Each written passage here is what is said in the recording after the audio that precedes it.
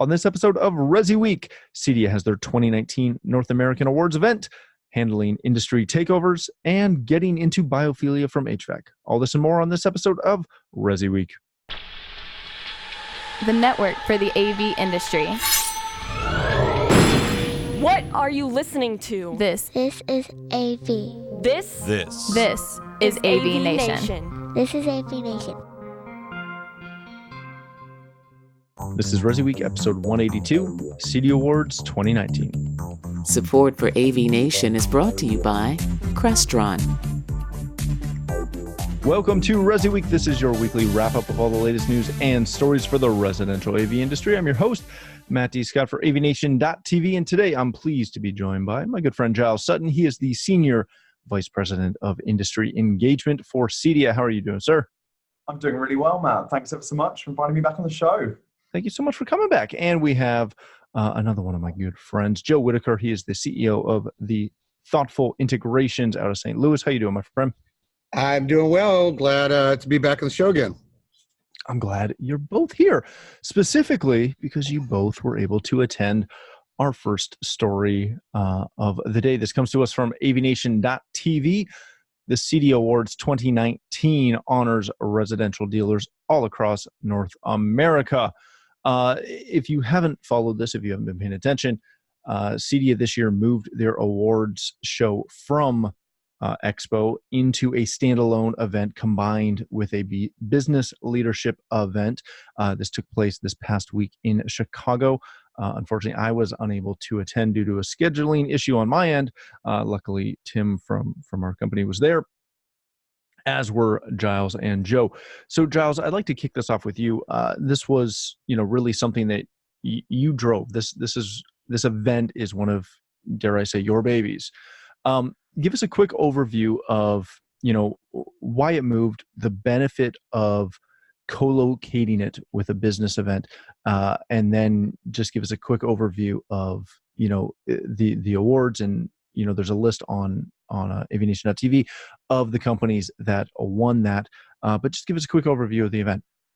Sure. Well, really where this event came about, Matt, was that we felt with the success of CEDIA Expo, our event there was really was getting a little bit lost with all of the other events that are happening around that show.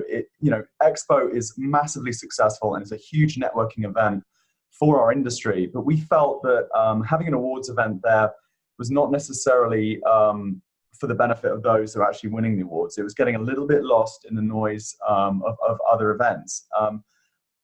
By the same ticket and token, we actually had we have a very successful we've had business management events in the past, and we felt that by bringing these two events together, by having something that was specifically targeted to the owners of businesses, we could really deliver, really good business training and marketing training, and we brought in sessions on succession planning and security and privacy, and then have a sort of stellar awards celebration in the evening as well. And we're really delighted with how it went and how we had amazing sponsors. The whole industry really got behind it. It was a very, very different format to the way that we handle events in the past, in that many of our sponsors chose to host attendees on their table, which is similar to the awards event that we have over in Europe, in that sponsors will typically have a table and they will host integrators on those tables. And we were delighted with the support that we had from many of our manufacturer members. Very good. Joe, you were able to attend.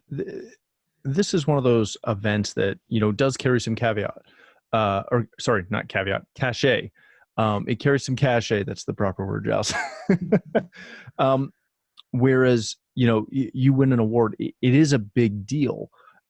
Even if it's just a big deal for you as your company, that you're able to achieve this level of success, and, being recognized within the industry is fantastic. How do you value, not only being able to be shortlisted for an award, but ultimately winning an award? And then how do you leverage that within your own company? Should we ask La Scala this, because they won like 1 billion awards? You should say, okay, so there's one thing about leveraging for your company, but there's another thing, seeing the pride in people's faces when this happens, whether it could be one award or La Scala got like 5, right, Giles? Yeah, 4. they did. I mean, it's that's kind of the heart of what we do. But the event, leveraging that and what CEDIA is doing now is very interesting, because with going to what Giles said, we know that Expo is crowded. It's hard to have an event, get everybody together when everybody else wants to have events. But as long as I've been on the board, and Giles was on the board when this discussion happened many years ago, is the awards ceremony that is put on in the UK with the black tie event that is entirely separate and it's its own entity, has been a thing of brilliance for as long as it's been around. The way it's done, put together, the partnerships, it's so well done. And to bring that format to the US, just starting off, to see the attendance so high, to see these people already getting recognition, not just within the building, but like you were saying, leveraging it for your business. Before the night was over, social media was already on fire with pictures of the guys from La Scala with all their awards up on the stage. Pictures of, it was amazing that the business leverage in our today's social market was already paying off before the night had even ended. That's an impressive thing that you cannot pull off at Expo with all the noise of all the other social, Twitter, Pinterest, everything else that's going on during Expo. That's impossible to do and leverage. So also the time framing, having this all by itself, it builds the business leverage in by itself. And the fact that manufacturers within our industry were really able to step up and support not only CEDIA, but also some of their award-winning dealers and integrators. That's a totally different feeling from what we had before. So congratulations, Giles, and your team. Phenomenal job. It was a great event. I thoroughly enjoyed myself, obviously, but it was very impressive. It was it's kind of what me saying those things years ago, what we had hoped for. Giles, let me come back to you with one other question. Obviously, we talked about the award side of things, which, following that on social, I had massive FOMO about that. It was it was frustrating watching all of my friends there and having a blast. But the other big aspect of this was the leadership event. What is the need within our industry to continue to push leadership events such as this, where it's not just, hey, here's how you make a balance sheet balance, but actually trying to move the industry forward through that type of event? Oh, I think there absolutely is a need for this. That really, this draws on my experience as an integrator as well, not being able to actually find places to actually, have this kind of education or training. When we put a group together to really focus on the topics that we think integrators would really value, and really came up with things like branding, the fact that our industry still, many of our members still actually don't have websites. Can you actually believe it? And actually don't necessarily know how to market themselves and appeal them to design and build professionals. At the same time, succession planning. This is a real topic that is of interest. Privacy and security and those kind of things. Staff retention. So many different aspects to running a business and the challenges that small business owners have. So we took a lot of time to really make sure that the program was relevant, and actually we had some fantastic feedback on the day from integrators, some very well-established integrators actually. And I think it's important to note that with this event, we were really surprised. We really reached a new audience. That we're still going through and looking at those that attended, but from what we can see, it wasn't really the same old faces at this event. It was new. It was a new audience, and that's really what we're trying to do. We have people that are very loyal members and come to all of our events, but we want more people to understand the value that CEDIA brings through these events. And we were also really excited that we did a Facebook Live broadcast of one of the sessions with technology that was donated to us from Dish Network. This really was a trial. It's something that another way that we can get out there. We have a massive membership across the world, so we really feel that this is a way that we can get some of our training out there, and people can really experience the sort of high caliber of event that we put on. So yeah, absolutely. I think there is a need, and I think hopefully we addressed it at this event. Excellent. Very good. All right, gentlemen, let's move on to our next story of the day. This comes to us from Residential Systems, and I guess he was on last week, Todd Anthony Puma. It is about handling takeover projects from both sides. If you've been in this industry for more than a minute, you have definitely dealt with this situation where you've walked into an existing project or you've walked away from a project and had to, figure out how to deal with that. So one, this is a really good overview. I implore you to run out to visit the site and read this story really quickly. But Joe, I wanted to start with you on this. Todd mentions a couple of times how important it is to not badmouth the other person, the other integrator, or the client. He really harps on that point. That's something that had the three of us sat down and just had a conversation about takeovers, I would not have thought of that necessarily. That's not something that would have been at the forefront. How easy is it to manage that in those conversations with either, the takeover company, the company that dropped it, or the client, to have an honest conversation about things, especially because we've all been there, specifically on a takeover, where stuff's wrong, it was done incorrectly.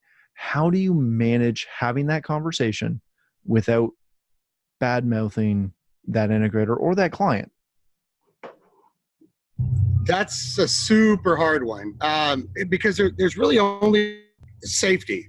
I will call out a company if it sucks so bad your house is going to burn down and people are going to die. I am going to say it is that bad, people are going to die. But, on the other take of that, you never want, it's one of those, it's a very common marketing thing, and you see it talked about in a lot of executive sessions where they talk about how you're supposed to build your brand and your loyalty based on your skills, not by stepping on others. That goes 100% into dealing with takeovers.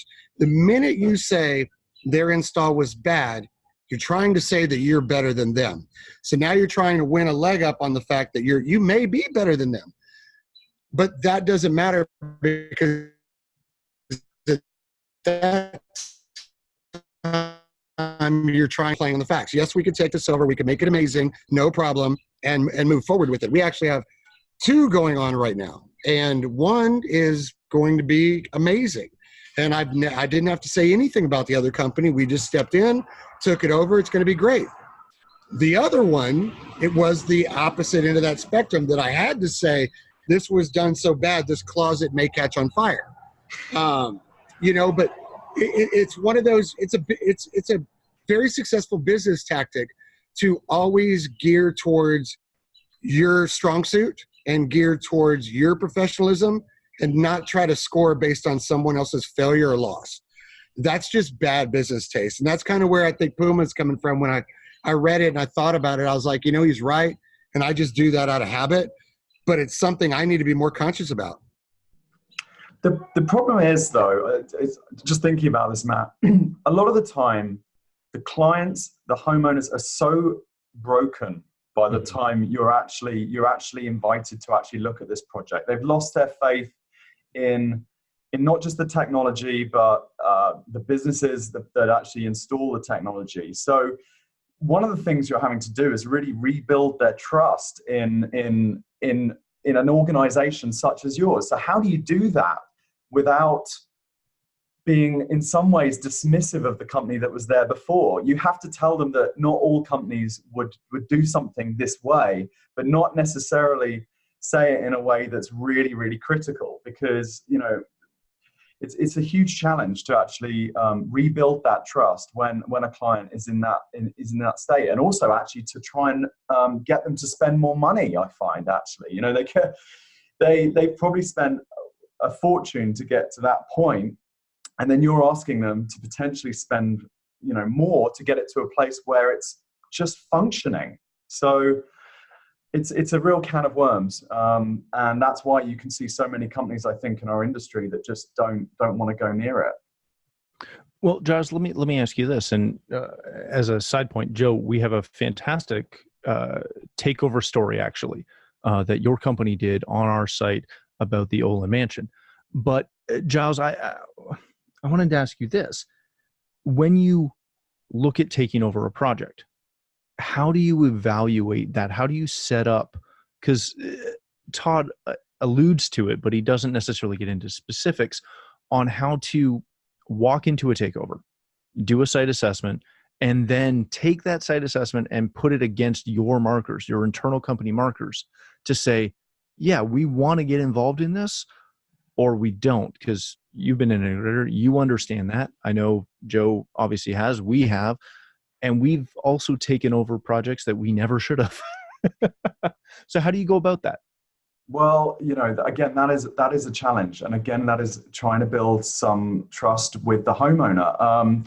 The problem with the takeover project is the last person that touches a system, I find, they own it. It's like, all you have to do is go there and install an Apple TV, and all of a sudden you own that entire system. You're responsible for everything, and that again is the can of worms with taking on a system like this. But and then the other challenge you have is that all companies in our industry use different technology, and you may have your own, as you say, markers in place. You may, for example, have requirements with your systems that they always have certain networking infrastructure, and that is 100% what you will install in every single project.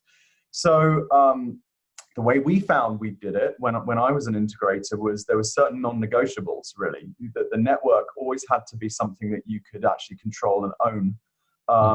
There would always be a system that you could remotely support. But from there are certain things that you can be probably a bit more lenient and flexible about, maybe around the AV components and things like that. But again, the real challenge is, I found, dealing with a homeowner that's lost their trust, lost their faith in our industry and in companies within our industry, and then asking them to part with more money to get the system to a place where it's actually just functioning. And that's the thing which really comes down to the way that you position yourself, sell yourself to the homeowner, and help them, believe that you'll be able to help and to resolve all those things.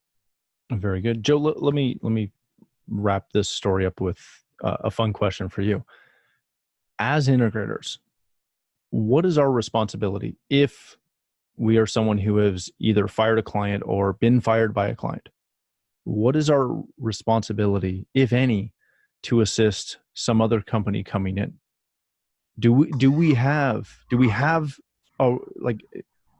can another integrator demand that you help them, that you give them site diagrams? I would say yes. That's fulfilling a contract. That's fulfilling a promise at this point. You promise the client that their system or whatever would do X, and they're calling in another person because you couldn't deliver on those promises.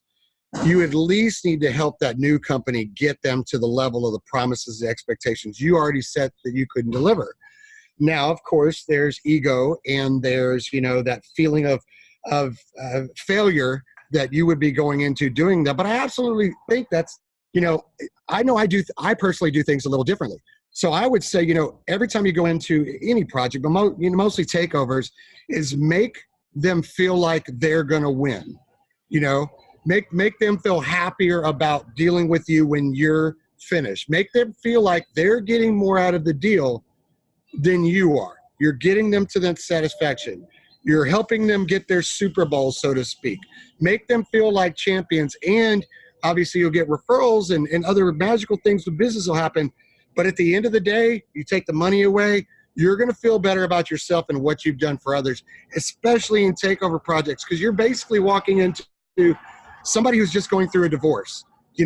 You've not only got to make their house work, but you've got to make them feel better, like Giles said, about dealing with CEDIA members and living with technology. You've got a bunch of stuff to jump over.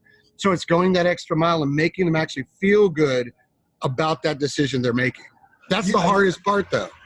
Joe, you're absolutely right, actually, because actually you can be the hero in this situation as well. You can be the one that actually resolves all these things. And Joe, you said it just then. I mean, you can actually be the person. You can actually get referrals from this, and we would win lots of new projects on the back of being the person that went in and sorted out all those issues. So yeah, I agree.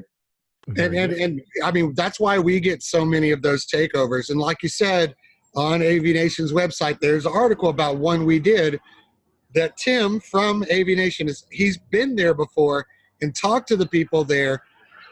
And that's kind of a perfect example of the way I like that feeling to be when it's done. But it's something I think all of our CEDIA members and anybody who does residential AV should kind of grab onto, is make them feel like a winner at the end. And I would say that is a key for every project you do, not just takeovers. All right, gentlemen, let's move on to likely our last story of the day. This comes to us from CE Pro and the one and only Julie Jacobson. Biophilia, a smart home pro, does it backwards. He starts with indoor air quality and adds a little IoT on top. Reading through this story, Julie's been on a real kick over the impact of biophilia and has a opportunity to interview Refresh Smart Homes out of Mount Kisco, New York, an area that I actually know pretty well. Refresh started with indoor air quality and then expanded that into actual smart home technology once they started working through that. She also did a session at the business conference in Chicago that we started off the show with on biophilia and covered some of the stuff. As you read through this article, it's very interesting to see someone who came from essentially the HVAC side of things, the indoor air quality side of things, and then transitioned into smart home. So Giles, I'm going to come back and start with you on this one. Starting with the air side of things is not very common in our industry. Most people come from audio or video and sometimes lighting, and then they have that, if we're going to dump into the biophilia side of things, they usually, most integrators come at that from a lighting standpoint. That's their lead in. Refresh is doing this different, coming in from the indoor air quality. How does that differ, and does that give them a leg up as they're moving through this process? Oh, I mean, it is very different. As you say, it's we as an industry, if we think about wellness, probably just because it is a new subject and it is something that is there's more awareness building around this. We would typically think about lighting. Yeah, absolutely. That seems to be the way that most integrators are seeing as the route to this new market. But yeah, air quality. I mean, I saw a presentation from Delos that brought this whole subject into it as well. Julie's talk was incredibly well attended at our conference, which shows how big a subject this could be. I think it was the most well attended session. I sat in on a talk by Delos and saying that this is actually, they had a filter that was a product. I don't know if it's going to be ready yet, but they actually are manufacturing their own filter that can be fitted to AC units. So that's how far they're going with this and starting to develop product around this. So it's a new market to be looking at. We as an industry association are going to continue to monitor it and bring wellness to the forefront of the conversation. But it's interesting to see. You're right. This new industry starting to look at this. I think it can be hit from lots of different angles, not just AC, but also an air filtration, but heating and lighting as well. Very good, Joe. This is the question that keeps coming up every time I read about biophilia or look into it or have a conversation about it. Is this something that has the potential to actually become a mainstay part of our industry? Or is this just going to be niche the way in which, dedicated theater rooms, at one point, that was what we all tried to do. Everybody in this business tried to, oh yeah, we'll build you a 9-seater, no problem. Then it very quickly became that's a niche product anymore. There are a handful of firms that do that well. Is this going to be mainstream, or is this going to stay as a niche only available to the select few? Like these guys are working Mount Kisco. I say marketing, publications. The reason why I say that is because you're having this discussion now. because it hit a publication or somebody wrote about it. I mean, we've been working with April Air on VOC, allergen filtration, fresh air for a decade. Like a decade in an integrated home with their Wi-Fi T-stats and their fresh air filters, and it's already been there. It's just now you have people talking about it. And I was just talking to Julie Jacobson like a week ago about this subject, in that I like the idea. I think we're early, and the problem is for our industry is there is not a concrete method to monetize it yet. We know the idea is good. We know the technology is so legit. Some of it's been out for a decade. Like, it's concrete, it's good. But the problem is with everything in our industry, it's like when we first, 15 years ago, we first started getting networks pushed on us. We knew that was going to be something for us, but we did not yet know how to monetize it. So of course, call your service provider, that kind of thing. Once that is ironed out, I think this will be a lot bigger than the niche of theaters or 2-channel audio rooms, or this will be that next level of an ecosystem that's not just audio, video, and lighting, like Giles is saying, lighting, big thing. Now it encompasses everything that has to do with wellness, but on the technology aspect, not something that's just monitored and just spits off whatever, something that actually can tie everything in together and create this word that we've all been foolishly throwing around for 20 years, an ecosystem in a home. We've all been saying this word, and none of us have ever created a real ecosystem inside a home. But this could potentially give us that opportunity, but the key will be, how can it be monetized and how can it be turned into an actual business model? That's where the mystery is going to be. Julie said she hasn't figured out. I said, please send me over it. I want to make some money. But, that's going to be the key, because I don't think it's going to be niche. I think it's going to be huge. It'll be interesting. I think it'll be interesting to see if a standard is actually developed around this, because it's been pretty big in the commercial world for some time. I remember going to the ASID, American Society of Interior Designers headquarters, which is a well building, which means it's been accredited for being designed in a certain way, and it brings into all of these elements we're discussing. But I don't believe at this current time there is a standard for residential homes based around this. But Joe's right. A lot of integrators are going to ask questions as to whether this can be monetized, whether this is another energy efficiency kind of wave in terms of like some of the standards around energy efficient homes, which is hard to see how we can, other than adding value to how the home's being built, how we can add value to our businesses. So yeah, I think it's going to be very interesting to see how it develops and if a standard will develop around it. And that final transition is going to be the craziest thing, though, because you're going from, they're just now starting to accept us installing networks in their home. Now we're the home network guy. How do we get to that point where they don't go, well, you like they used to, you're not a network guy, come to me and say, well, you're not a doctor. How are you going to promote and certify wellness within my home? You're not a doctor. You're not an allergen specialist. How is that transition going to happen where we're actually respected and recognized enough for that to be an acceptable process for us to give? That's going to be the kicker. Yeah, it's very interesting to watch, and we'll have to keep an eye on it. Thank you, gentlemen. That's going to be all the time we have for today. Giles, if people want to connect with you, learn about CEDIA, join CEDIA, etc., where can they do that?